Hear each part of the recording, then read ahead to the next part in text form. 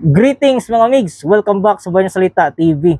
So ngayon pag-uusapan natin ay kung bakit iba't iba ang presyo ng mga amulets. So pwedeng imported, galing sa iba't ibang bansa, o di kaya naman lokal dito sa atin sa Pilipinas.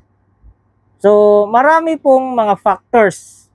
At least para ito malaman ninyo kung ang inyong binili ba na amulet ay makatarungan sa materyales pa lang. So kung bago ka pa lang sa channel na ito, please tulungan niyo kung lumago ang YouTube channel. Please mag-subscribe po, like ang video, and don't forget to hit the notification bell para updated sa ating mga future topics. So huwag nating patagalin, patuloy na tayo.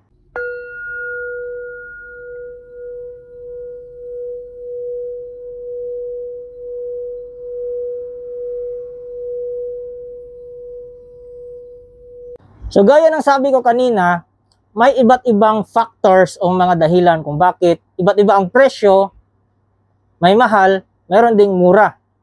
So hindi ibig sabihin na mura siya ay wala siyang silbi. Hindi din sinabi na mahal siya ay ito ay gumagana.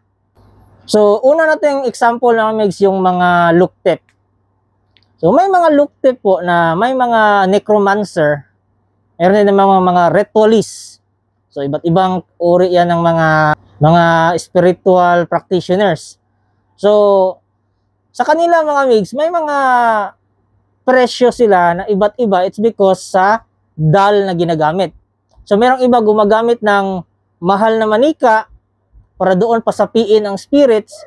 Meron ding iba na gumagamit ng mumurahin na manika para doon din pasapiin yung mga spirits na tinatawag nila para sa kanilang mga luktep na amulet. So, ang binibenta talaga nila doon ay yung materyales. Yung espiritu, hindi yon binibenta. Kaya minsan nagtataka kayo, bakit itong seller na ito, mahal yung binibenta niya? It's because maganda yung yung dal niya, yung mamahalin, yung imported na dal. Yung makikita niya sa mga palabas. Ganun kaganda. So, yung bili pa lang niya doon sa dal, may presyo na. So doon na siya naglalagay ng markup o doon na kayo mag-uusap sa presyo ng materyales. So example yan. Isa pang example ng amigs yung amulet ng galing sa Thailand. So iba't iba yan. So iba't ibang mga masters, iba't ibang mga adjans. So meron silang iba't ibang gawa na amulet. Usually yung mga parang clay powder na may mga pulbo ng mga herbs na para sa kanila ay mga makapangyarihan na herbs. May mga stones, may mga leklay na powder, hinahalo-halo at ginawa yung parang square.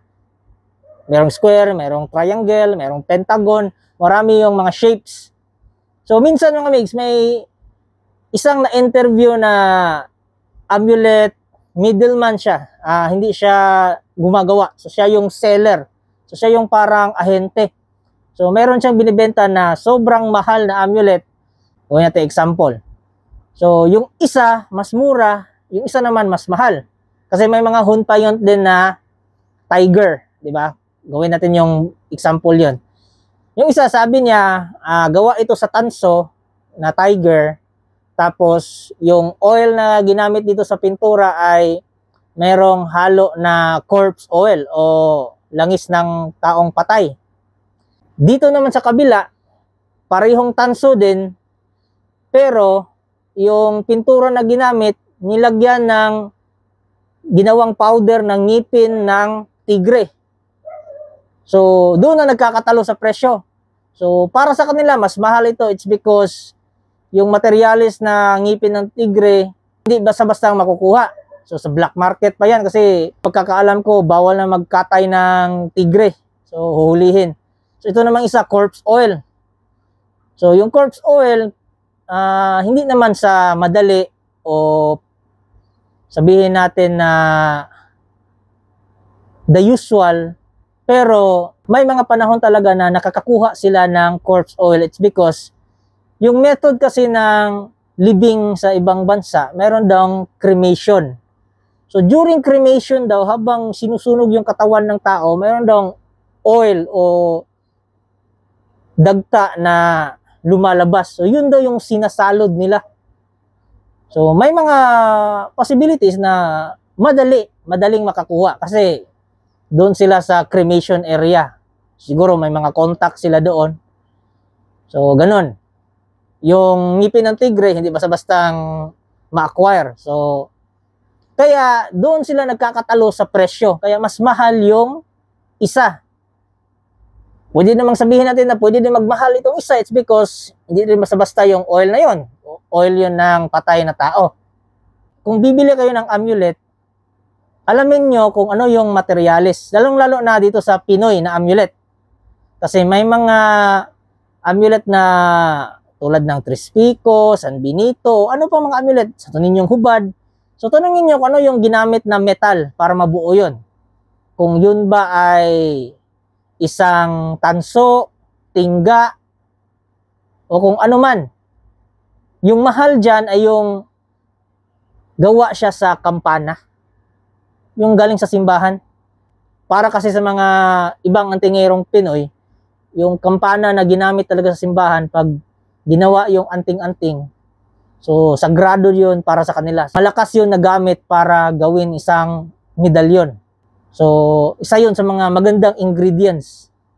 So, aside from that, dumako tayo sa Trispico. Mayroong Trispico na tanso. Mayroon namang Trispico na dignum. So, minsan naman para sa iba, mas mahal yung dignum. It's because yung dignum na ginagamit nila ay hindi basta-bastang makalap. So, yung iba buwan, linggo o taon pa yung ginugugol para makakuha lang ng materyales na dignum para gawin na Trispico. Ito, example lang to ha. Meron din minsan na mas mahal yung tanso. It's because sa paglimbag pa lang, sa pagtunaw pa lang ng tanso, hinaluan na ng dugo. Maaring dugo ng hayop o yung dugo ng tatanggap ng medalyon. Kasi yun naman, kasi yun dapat na pag nagpagawa ka ng medalyon, dapat dugo mo yung ilalagay mo doon sa, di ba, tinutunaw yan? So, bago yan ilagay sa hulmahan, lagay mo yung dugo mo, patakan mo ng dugo mo, tapos ibuhos mo yung metal. Pagka buo na yon, so, sa'yo lang talaga gagana yon at sa mga henerasyon na kadugo mo, mga anak mo, apo mo, ganun. So, yan yun sa paniniwala ng Pilipino, sa Filipino settings yan. So, ang point dito mga migs ay kung ano yung materyales kasi hindi naman minsan na mumurahin yung materyales ay hindi na siya gumagana. So, tulad ng Saint Benedict medal. Diba? Kahit mumurahin yung metal na ginamit o di kaya nabili mo lang sa online o di kaya sa sidewalk, sa tabi ng mga simbahan, pero na-bless siya ng isang exorcist priest. So, malakas siya, kinakatakutan siya ng mga evil spirits. At hindi lang sa Saint Benedict, marami ding mga amulets na gawa lang sa materyales na mumurahin, pero alam mo yung tunay na dasal para dyan, para sa patungkol na dasal doon. So, ito yung tandaan niyo mga migs. Anong materyales ang ginamit? Nakalakip ba dito ang totoong dasal? Ang tamang dasal?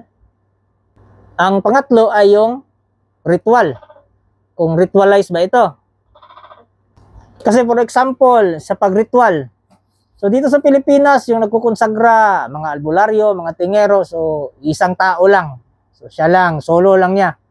Pero sa ibang bansa, tulad ng mga Thai amulet po, mga migs, ay kung nagre-ritual sila, nagbibinyag sila ng kanilang amulet, ay maramihan sila. May mga wat po or mga temple na maraming mga adjans, mga monk na nagsasabay ng mantra. Tapos, syempre, gagastos sila sa pagkain, gagastos sila sa seremonya, sa lahat ng mga props na gagamitin, kandila, ganon. Hindi sila tulad ng Pinoy na kung mag-ritual, ritual lang, diretso na. Sa kanila, pag may-ritual sila, para silang may handaan. So, may mga alay sila ng mga pagkain sa mga deity na sinasamba nila. So, kaya minsan, iba yung presyo ng kanilang mga amulets is because dahil yon sa halaga ng kanilang ritual o sa halaga o sa gastos na naggamit nila sa kanilang pagre-ritual ng amulets. At yun sa mga temple na amulets, mga migs, kung doon kayo bibili, hindi rin masasayang yung pagbili nyo. It's because pag galing sa temple, meron yan kasing pinaglalaanan yung pera na kita nila sa amulet. Merong mga temple na meron silang sinusuportahan na eskwelahan. So, mga libro, mga pasilidad sa eskwelahan, yung temple yung nagpo-produce. So, bumibili. So, at least nakatulong ka rin sa mga bata. So, meron ng mga temple na ang kanilang charity ay para sa mga taong may sakit. So, para sa mga na-ospital, mga billing sa ospital, ganon. So, iba't ibang purpose po, mga migs. So, maraming factors kung bakit iba't iba ang presyo ng mga amulets para meron kayong idea. So, I hope nakuha niyo yung point and kita-kits tayo until next topic. Yun na po. Thank you.